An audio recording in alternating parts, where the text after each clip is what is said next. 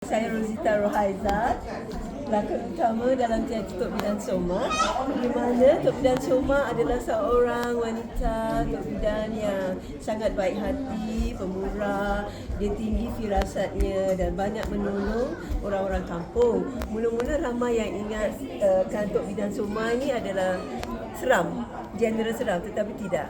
Anda akan dapat mempelajari nilai-nilai budi budaya kita yang baik-baik, yang mulia, kerana Tok Soma ni dia seorang, itulah yang seperti saya kata, saya seorang yang baik, tetapi ialah saya seorang bidan yang dicemburui oleh adalah kelompok yang cemburu pada saya, memfitnahkan saya sehingga saya tak tahan, terus lari dari kampung ini. Tetapi saya meninggalkan legasi kepada orang-orang kampung dan mereka semua merindui saya. Tapi tak boleh cerita banyak-banyaklah, nanti tak datang. Harus datang jumpa saya Rosita Rohaizat di Teater Tok Bidan Soma 25-26 Julai di Matic, Kuala Lumpur.